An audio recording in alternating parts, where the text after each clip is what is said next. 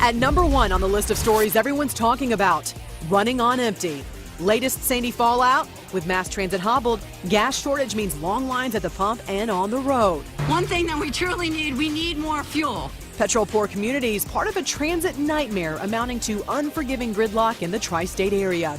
New York's Mayor Michael Bloomberg turning away Manhattan-bound cars with less than 3 people. Some relief, though, on the way. At last check, 14 of 29 subway lines up and rolling again. Trains and buses fare-free through Friday. All about getting storm-weary workers back on the job, and New York and New Jersey back to normal. At number 2, galoshes on feet, rings on fingers. No hotel, no flowers, no cake, no problem. 2,300 weddings planned around New York this week.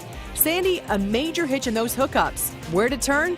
If you've got power, that is, the interwebs. Social media lending a virtual hand, finding alternative locations for wedding events, and even tips for matrimonial stand-ins. My fiance does not have a wedding band because it is currently locked up at a jeweler without power, so we can always use an old-fashioned aluminum foil ring if we absolutely have to. Love finds a way.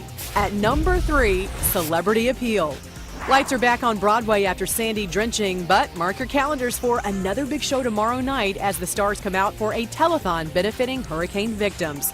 Bruce Springsteen, John Bon Jovi, Billy Joel, Sting, Jimmy Fallon, Christina Aguilera, Matt Lauer, and Brian Williams are just some of the big names coming together on NBC Friday.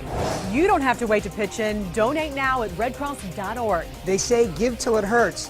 How much can you take?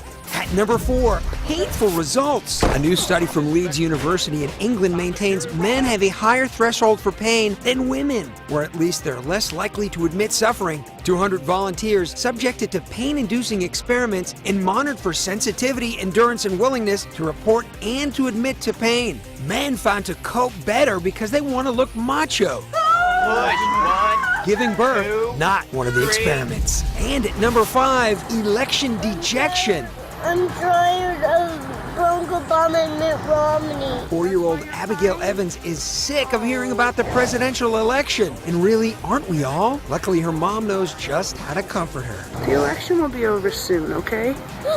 Yay. Just 5 more days of agony, Abigail, and it'll all be over. And now you're caught up and clued in on the top of the list.